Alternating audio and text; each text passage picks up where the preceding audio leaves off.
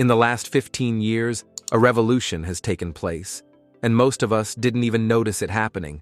It didn't involve governments or protests or even a major announcement. It began quietly, slipping into our pockets, one shiny rectangle at a time. At first it was magic, a device that combined music, the internet, a camera, and a phone, all in one. The first iPhone in 2007 was a marvel of design and function. It had no buttons, just a touchscreen interface you could swipe, tap, and pinch. It was intuitive, almost playful, a glimpse into the future. But what we didn't realize is that this wasn't just a new kind of phone. It was a new kind of relationship. And over time, that relationship would begin to reshape our behavior, our biology, and, more subtly, our minds. At the core of this change lies one ancient chemical: dopamine. Dopamine is what your brain releases when something good happens, when you eat, win, or receive a compliment. It's what encourages you to seek rewards, to feel pleasure, to stay motivated.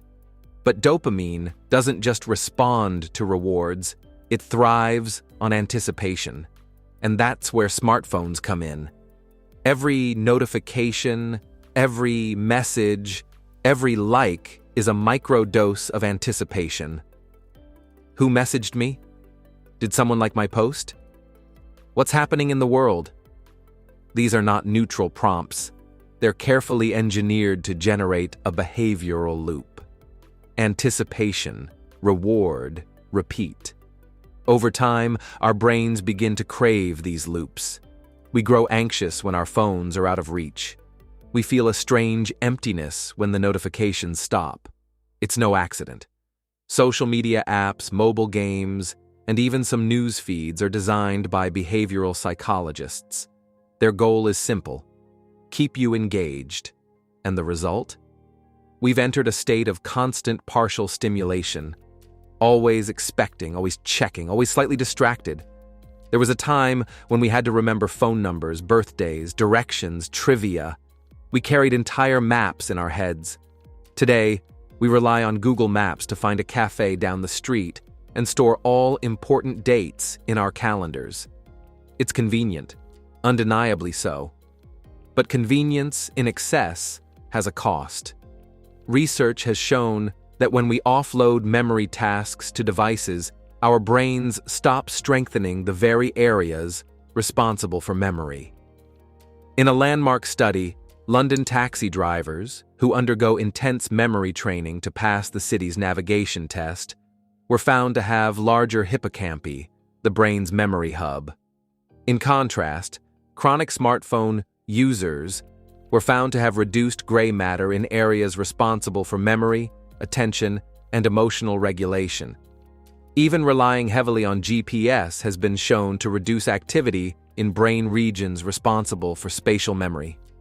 The less we use our internal map, the more we forget how to find our way, even metaphorically.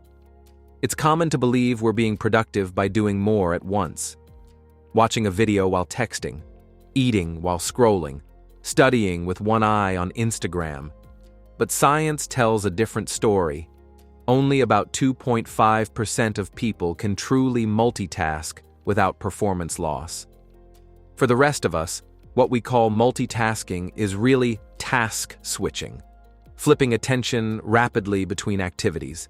This strains the brain and leads to cognitive fatigue. There's even a term for it: continuous partial attention.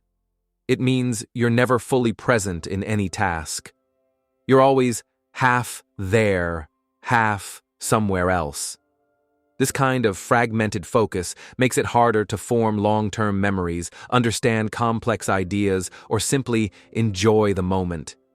Over time, it can also diminish creativity, which relies on deep, uninterrupted thought. Let's talk addiction. Not metaphorical addiction, but clinical, observable behavior. Researchers have documented how people exhibit withdrawal symptoms when separated from their phones. Increased heart rate, sweating, anxiety. even impaired cognitive performance. A study by Dr. Larry Rosen showed that simply hearing your phone buzz while being unable to check it causes stress and reduced reading comprehension. And globally, smartphone screen time continues to climb. The average person now checks their phone nearly 100 times per day. It's not just a habit, it's a compulsion. One designed by some of the smartest minds in Silicon Valley, who now publicly regret the consequences of their work. Tony Fadell, a key figure in the creation of the iPhone, once said, "I wake up in cold sweats thinking, what did we do to the world?" And he's not alone. The very engineers who built these systems are raising the alarm. What if I told you that your phone, even when it's turned off, could make you dumber? That's not hyperbole. It's the conclusion of a fascinating study by researchers at the University of Chicago. They asked participants to complete problem-solving tasks under 3 different conditions: phone in hand, phone in bag, and phone in another room. The result? Participants performed significantly better when their phones were completely out of sight. The researchers called this effect brain drain. Even when we're not using our phones, our brains subconsciously allocate attention to them, just in case something important happens. That background process quietly eats up mental resources, leaving us more distracted, more forgetful, and less capable of deep thought. Endocrinologists have observed another side effect: stress. Every ping and vibration triggers the release of neurotransmitters. At first, it's harmless, but over time, the brain enters a state of constant alertness. When the prefrontal cortex, our logic and regulation center, gets overwhelmed, control shifts to the amygdala, the brain's fear and panic center. We become reactive, irritable, and stressed. And it doesn't stop there. The constant exposure to curated lives, catastrophic news, and performative content fuels anxiety and self-doubt. On platforms like TikTok, young users are bombarded with mental health content, often self-diagnosing based on generic symptoms. It's a strange paradox.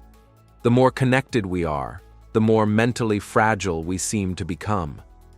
What if we're living through the largest accidental psychological experiment in human history?